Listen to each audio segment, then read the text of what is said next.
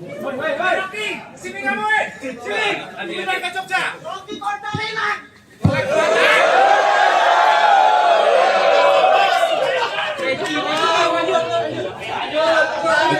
Oke ya teman-teman yang ada di sini dan yang ada di sawah.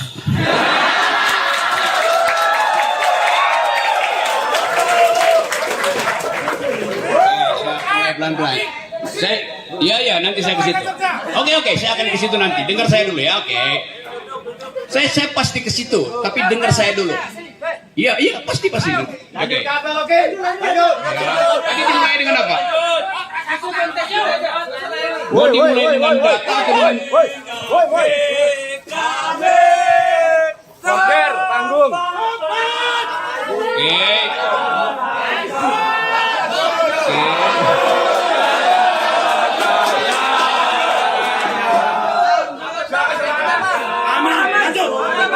Oke, tenang. Saya mau bicara sekarang ya.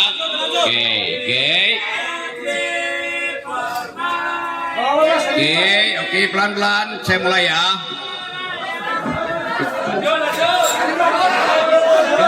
Cukup. Saya mau bicara sekarang ya. Stop. Saya mau bicara. Oke. Anda mau saya kasih data atau mulai dengan pantun? Pantun.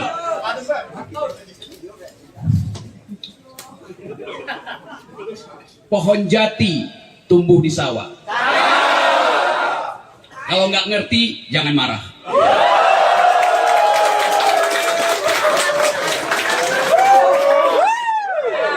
Oke teman-teman yang ada di sawah, silakan bergabung kalau kita mau diskusi itu.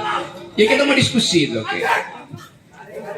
Kita ada di kafe yang namanya Basa-Basi. Betul ya? Kopi Nuri ini bang. Kopi Nuri, oke. Maksudnya untuk tiba di Kopi Nuri harus melampaui Basa-Basi dulu. Basa-Basi itu artinya bajingan sana, bajingan sini. Kopi Nuri artinya kopi nurani.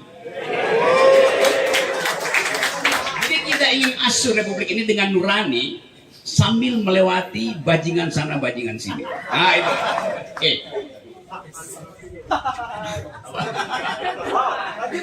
Kita berupaya untuk menghasilkan kembali pikiran.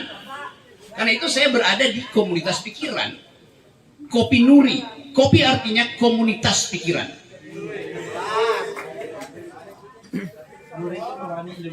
Nuri itu Nurani Republik Indonesia.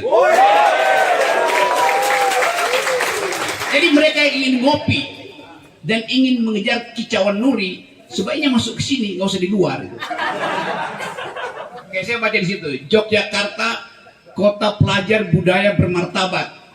Tolak dan usir. Yes. Saya lagi baca itu tuh. Betul. Saya lagi baca. Karena itu. Ya. Kalimatmu terhadap presiden. Yes.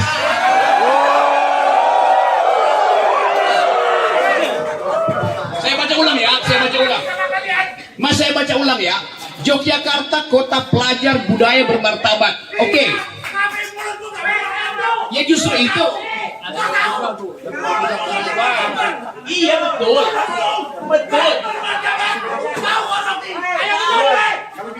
Martabat itu artinya bicara, bukan ngomong. Itu kan.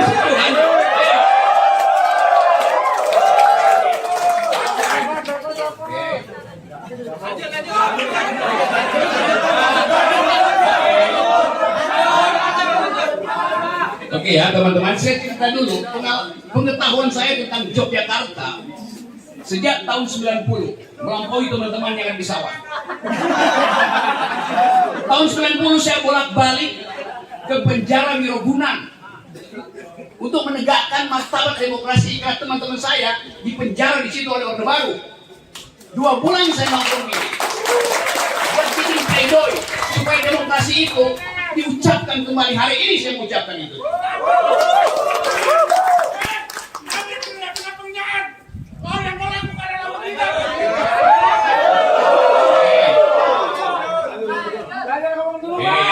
Saya teruskan ya. Semua yang teman-teman di sawah tuntut itu sekarang ada di Barreskrim. Ada 70 saksi yang sudah diperiksa Barreskrim. Ada 50 saksi ahli. Kalian bisa nambah jadi saksi ahli, daftar di sana. Ya itu usulan masuk akal saya. Oke, ada. Kemarin kau sudah kami tolak. Yes. Oke. Itu pertanyaanmu saya jawab sekarang ya, pertanyaanmu ya. Oke. Ini pertanyaan yang sangat masuk akal. Oke. Dengar yang baik-baik ya, pertanyaan kan. Apa yang dimaksud dengan memecah belah bangsa? Itu yang kamu tanya kan? Mau saya jawab sekarang? Ya karena itu sampai jauh. Bangsa ini dipecah belah oleh kedunguan. Saya menyatukan kembali dengan mengusir kedunguan. Oke. Ya, pertanyaan kedua. Sebelah mana? Kanan kiri. Ya. Oke, nangkap. Oh iya. Fokus. Ya, sudah jawab ya tadi ya. Oke. Memang saya mau memecah belah bangsa ini, yaitu bangsa yang berpikir dan yang tidak berpikir, mesti dipisahkan. Yang lain. Oke, apa lagi? Udah. Ya itu sudah jawab. Iya dari situ aja bicara. Ya apa yang Oke. Nah, ini selesai ya pertanyaan kalian ya. Karena saya pindah ke ruangan. Kau sengaja mau ngomong Jogja kau ya?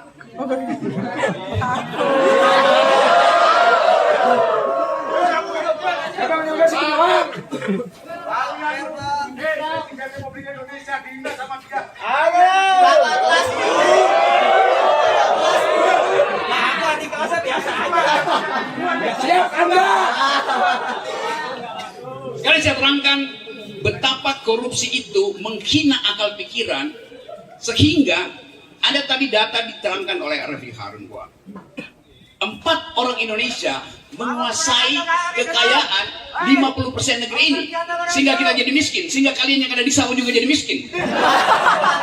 Itu masalahnya. Kami miskin punya pikiran. Nah justru itu tuh. Gini ya.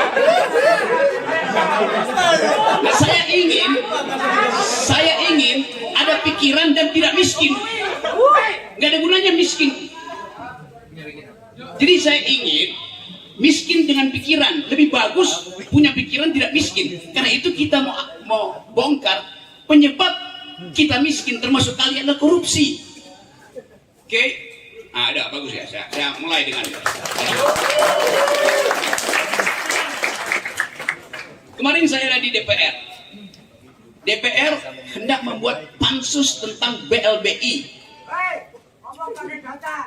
Ya ini barusan pansus BLBI itu data tuh.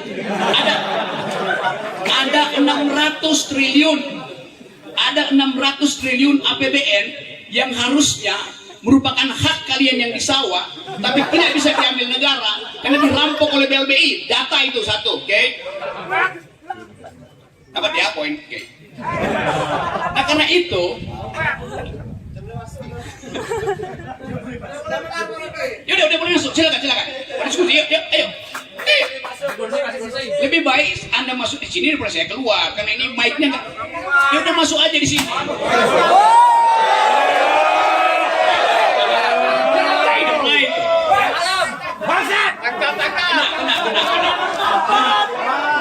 Tolong ya Pak Polisi, saya protes karena saya dilempar dan kena leher saya. Saya tidak melakukan kekerasan apapun. Tolong yang melempar ditangkap. Tolong yang dilempar ditangkap. Tolong ditangkap. Yang dilempar ditangkap. Yang melempar semua diambil, itu melempar. Itu kita revolusi teman-teman. Kita revolusi. Yang melempar Pak Polisi diambil. Revolusi. Ini barang buktinya. Ini barang buktinya. Pak Polisi yang melempar tadi diambil. Barang buktinya ini. Pak Polisi ini negara hukum. Itu deliknya jelas. Ini deliknya jelas. Pak Polisi. Pak Polisi. Ambil dia. Kalau nanti kita lapor ke Polri nanti.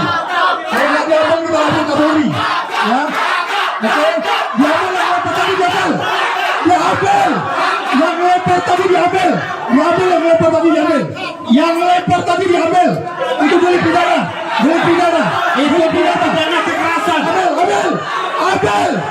Abel, yang lempar tadi itu Abel. Kalau tidak, kita akan adukan ke Kapolri. Ya apa Polri? Hari ini kita lapor ke Polri. Tolong. Kita ingin tahu penegakan hukum Indonesia ini. Nggak bisa sembarangan. Polisi yang melempar tadi Abel, periksa. Ini pidana ya, jelas pidana ini. Oke ya, jelas diambil. Coba tadi video ada nggak? Wajah Tolong ya, nanti yang punya video ada saksinya. Dia lempar dan kena leher saya. Coba kalau bayangkan kalau kena mata saya. Hah? Kena kaca mata saya. Abel. Segera diamankan bahwa ini Tolong, negara hukum ya. Ini negara Tolong, hukum. ini negara hukum. Saya sudah bilang, kita tidak main kekerasan. Boleh protes. Tapi ketika Anda melemparkan sesuatu dan kena saya, itu sudah persoalan. Ya? Tolong ditangkap. Tolong ditangkap. Lapor ke Polri nanti segera. Yo, oke, semuanya teman-teman. Delik aduan udah Bang Refli ucapkan ya. Mari kita fokus kembali ke acara kita, yuk. Pak Polisi, tolong diurus. Itu sudah melempar kekerasan itu. Langsung yang ngomong Bang Refli sama Bang Saud ini, ahli hukum dua-duanya.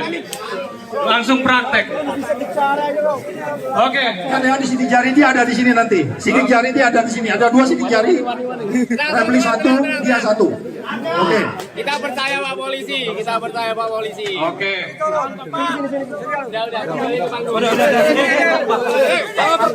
Jangan terprovokasi. Yuk duduk lagi teman-teman, duduk lagi yuk. Hari fokus, waktu kita terbatas. Mari kita dengarkan partai utama dari Bang Rocky. Karena bentar lagi kita gak ada lama waktu nih. Yuk fokus kembali.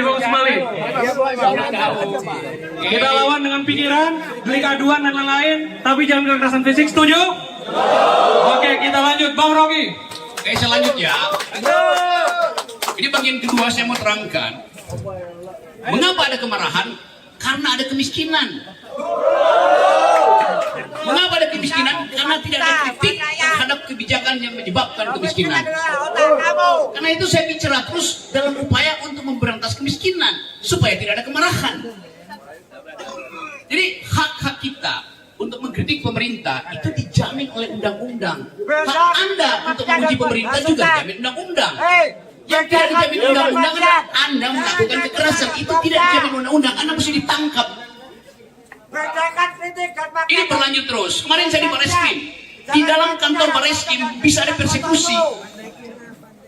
Jadi sekali lagi saya paham bahwa keadaan kita memang kita hidup dalam ketidakpastian. Kita berupaya untuk menertibkan kembali bangsa ini dengan pikiran. Karena itu pikiran hanya disebut pikiran kalau dilayani dengan pikiran, bukan dilayani oleh botol aqua. Nanti begitu Anda kehausan, Anda datang panitia, minta aqua lagi. Belum habis aquanya Anda lempar lagi itu. Jadi coba kita bicara perlahan-lahan ya. Oke. Saya mulai dari kasus tadi itu supaya diingatkan ulang bahwa bangsa ini pernah dirampok oleh oligarki yang disebut sebagai BLBI, Bantuan Likuiditas Bank Indonesia, yang tahun 98 negeri ini bangkrut. Karena itu ada krisis moneter. Karena itu negara kemudian menjamin supaya tidak ada ras, negara kasih uang ke bank-bank yang bermasalah. Sampai sekarang 125 tahun nggak ada satu bank pun yang bayar, yang dimasukkan kembali ke uang negara cuma 30%. Pak Mahfud bingung bagaimana caranya mengembalikan hak rakyat untuk memperoleh keadilan.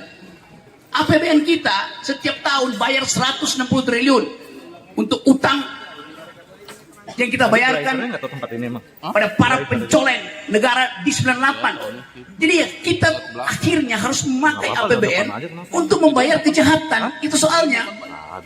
Jadi kalau teman-teman termasuk yang marah pada saya mau dengarkan saya, Anda pasti akan kaget bahwa hak Anda itu dikebiri melalui APBN. Jadi Anda jangan marah pada saya, marah pada APBN. APBN itu hak teman-teman. Jadi sekali lagi, soal korupsi itu bekas dari 98, dari zaman Orde Baru masih ada sampai sekarang. Nah kita ingin agar supaya mahasiswa ikut campur dalam upaya pemberantasan korupsi dengan menegakkan moral. Itu aja intinya tuh. Kalau soal hukum, kadang-kadang udah kadaluarsa mungkin. Tapi kita masih diingatkan bahwa APBN itu adalah hak masyarakat, bukan tempat pemerintah mensubsidi pekerja asing. Yang terjadi adalah APBN dipakai untuk membayar pekerja asing. Jadi dari kemasyarakatan politik itu yang menyebabkan kenapa ada disparitas. Boleh nggak korporasi, konglomerat, oligarki mengakumulasi kekayaan? Boleh aja. Tetapi konstitusi kita bilang ada 3 pemain ekonomi kita. 1 adalah korporasi, tugasnya akumulasi. 2 adalah BUMN, tugasnya ada menyediakan fasilitas publik. Setelah dibangun jalan tol, kita disuruh bayar. Lo nggak boleh APBN itu memerintahkan BUMN sediakan fasilitas publik. Publik artinya tidak dibayar karena kita udah bayar pajak. Yang ketiga koperasi itu. Itu yang dasarnya. Kenapa kita menuntut keadilan sosial? Karena ada prinsip koperasi. Jadi boleh ada akumulasi, tapi distribusi harus dilakukan. Yang sekarang nggak ada distribusi, itu yang menyebabkan ketimpangan. Jadi protes saya, protes Refli Harun, protes Saud, protes semua orang, protes mahasiswa, dimaksudkan untuk memulihkan kembali hak kesejahteraan rakyat. Jadi kalau kalian ganggu saya, artinya kalian nggak mau saya membantu kalian untuk memperoleh hak kesejahteraan kalian. Itu dungunya di situ. Ajaib, orang yang mengucapkan pikiran dihalangi oleh partai. 2 kali saya dihalangi di sini oleh PDIP itu. Padahal PDIP itu punya fraksi di DPR. Partai. Iya, saya nggak bilang Anda PDIP. Oke. Iya, saya tahu Anda warga Jogja karena itu. Iya. Saya bilang saya udah 2 kali dihalangi PDIP, 1 di Jogja, 1 di Barreskrim. Faktanya sebulan lalu saya dihalangi oleh ketua PDIP Jogja, itu faktanya. Ya ilah, kenapa you nggak baca koran? Iya. Jadi saya mau terangkan sekarang.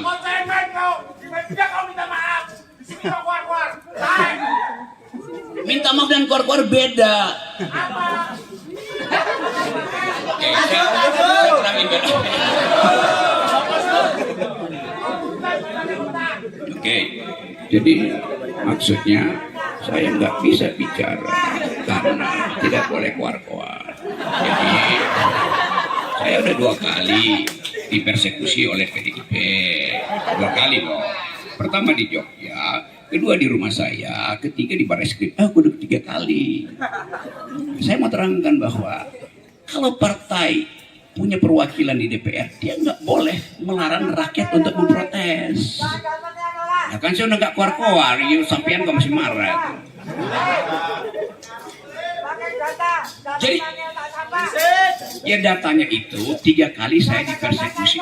Iya 3 kali. Udah 3 kali saya dipersekusi PDIP. Ada di koran. Oke, saya baliklah pada isu hari ini. Demokrasi yang disebut demokrasi kalau ada partai oposisi. Faktanya partai itu tidak ada. Apa akibatnya? Informasi itu dikendalikan secara sepihak oleh negara. Siapa yang nggak menghendaki oposisi? Masuk UGM, rakyat Jogja.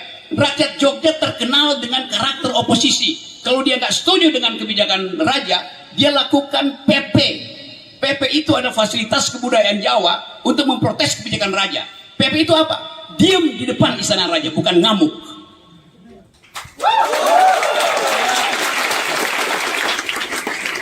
Saya paham filsafat Jawa. Sebaiknya Anda di luar itu diam, dengar aja. Itu namanya tradisi Jawa. Jadi saya mengerti bahwa ada kemarahan karena nggak ada outlet. Anda marah, Anda salurkan pada partai politik. Kalau Anda punya partai politik, Anda marah tidak punya partai politik, salurkan dengan pikiran, bukan dengan lemparan. Saya baca lagi ya. Yogyakarta, kota pelajar budaya bermartabat. Melempar manusia dengan barang itu tidak bermartabat. Saya melempar presiden dengan pikiran, nggak pernah saya lempar dengan barang tuh. Apalagi di situ. Mas. Capek sendiri dia. Capek sendiri dia. Jadi kita ada di dalam komunitas yang berupaya untuk memulihkan kembali demokrasi. Demokrasi hanya bisa hidupkan dengan percakapan argumen, bukan dengan sentimen. Kamu sentimen, kamu racun.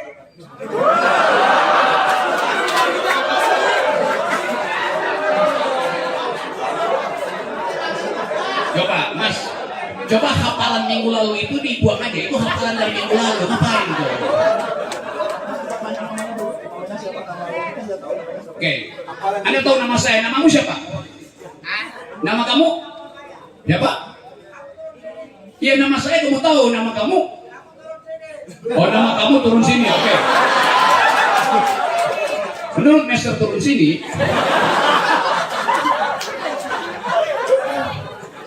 oke, saya balik lagi ya pada isu tadi. Kita ingin pemilu nanti itu menghasilkan radical break. Tadi istilah radikal dipakai. Pemutusan secara radikal dengan tradisi-tradisi yang sifatnya feodalistik, yang anti kritik, dengan tradisi-tradisi yang anti keadilan sosial.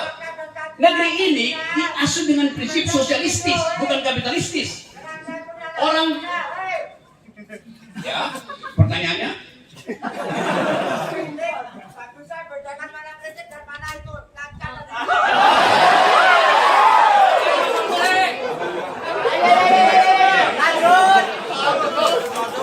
tidak bisa membedakan mana kritik dan mana hinaan tuh. Oke.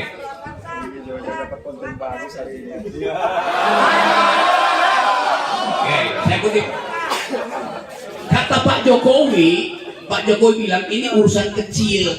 Jadi Pak Jokowi bisa membedakan mana kritik, mana hinaan. Kalau ini hinaan, Pak Jokowi udah laporin saya ke polisi. Jadi Pak Jokowi tahu ini bukan hinaan. Iya, presiden bilang begitu, ini bukan hinaan. Loh, presidenmu yang bilang begitu. Oke. Selanjutnya, jadi kita memastikan bahwa pemilu ke depan itu harus punya dua aspek. Menimbulkan kembali keadilan supaya tidak banyak orang yang marah. Dan memastikan ada oposisi. Hanya itu. Kita minta pada Prabowo, kita minta pada Anies Baswedan, kita minta pada Pak Ganjar supaya ucapkan itu sejak sekarang. Semua presiden mesti pastikan bahwa kita kembali pada prinsip keadilan. Artinya tidak boleh ada akumulasi. Negara harus melakukan distribusi dengan tanda Gini ratio, dengan tanda jumlah stunting. Jadi ucapan itu yang kita mau pegang dari presiden. Siapa presiden yang bisa menjamin bahkan ada kesetaraan pendapatan di Indonesia supaya rasio antar CEO yang gajinya ratusan miliar dengan buruh yang bisa disewa untuk demonstrasi karena mereka kekurangan pendapatan. Banyak rakyat yang terpaksa menerima amplop untuk marah-marah. Kesalahan ada pada kebijakan, bukan pada si penerima amplop. Jadi saya ingin membantu teman-teman di sini, terutama rakyat Jogja, supaya kita satukan pikiran. Tolak dan usir Rocky Gerung. Tolak dan usir pekerja asing yang merampok hak rakyat Jogja. Itu yang benar.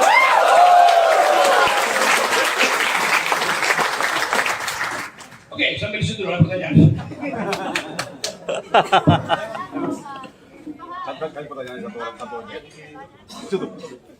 Oke, mungkin kita berikan bukan dulu buat apa yang sudah disampaikan oleh Bung.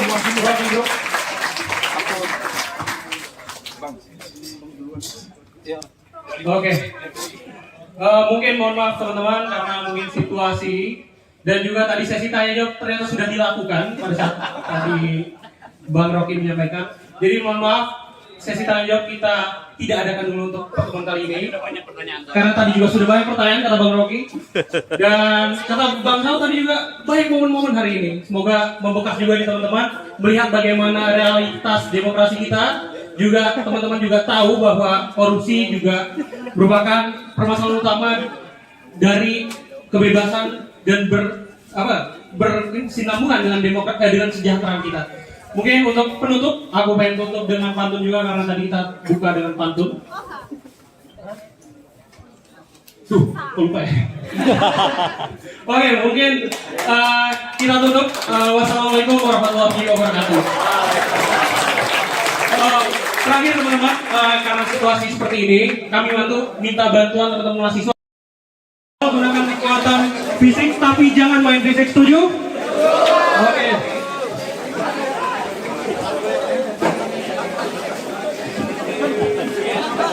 Yuk, mari teman-teman gunakan barikade. Yuk, jangan sampai ada penyusup. Gunakan barikade mengamankan bajingan-bajingan intelektual kita.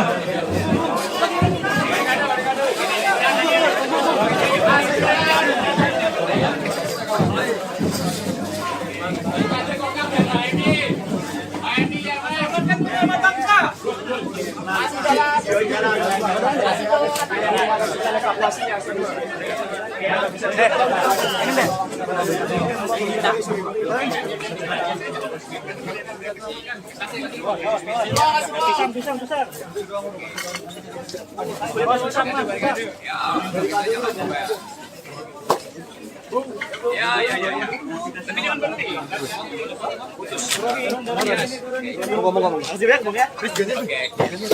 Kawal terus. Ya.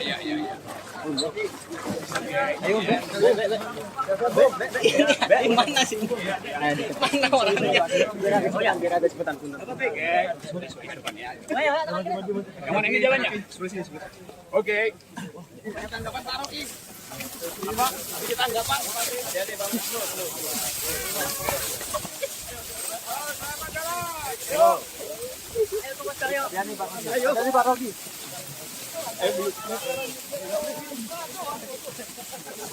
Waduh.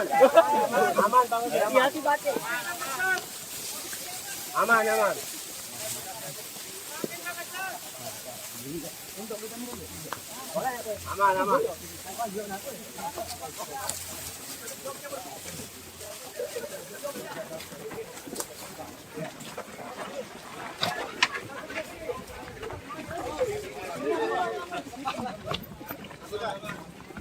Hati-hati, Pak.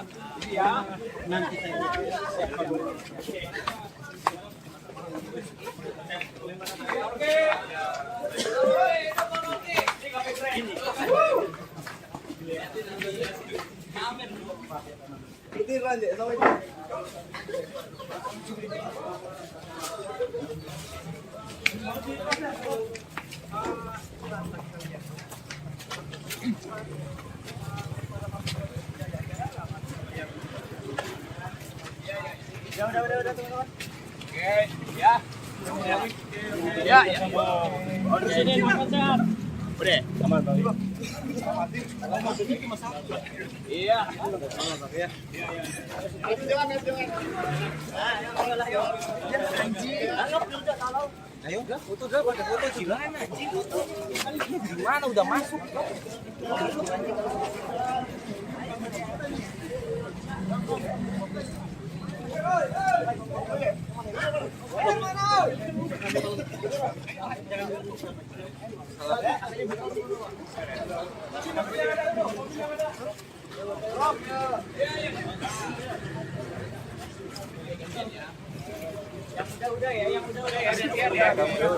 Yang udah mundur.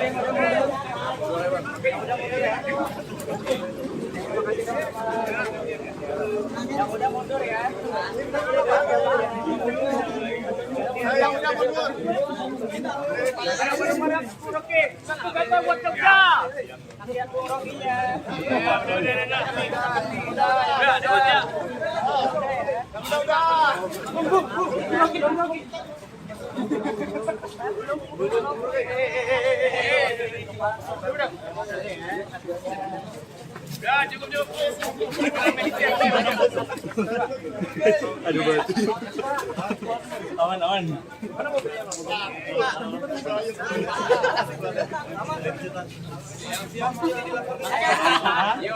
Ya nanti ya kita.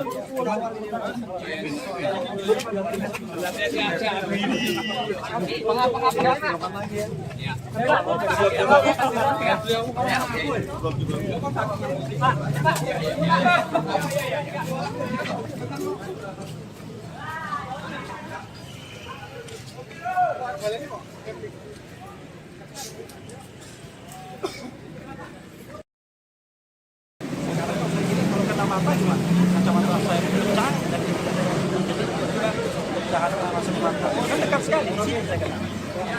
Lalu salah saya apa? Akan lapor tindakan ke depan bang. Saya kesini kan ibaratnya mau berdiskusi dan lain sebagainya. Akan melaporkan Tindakan ke depan bang. nanti kita akan pertimbangkan ya. Karena tadi kan kita tidak tahu siapa yang melakukan pelemparan kecuali kita ada bukti ya. Tapi mestinya Pak Polisi tahu. Saya kan orang yang tidak mau merepotkan orang lain di sini. Ya, gitu. Tetapi ini pelajaran.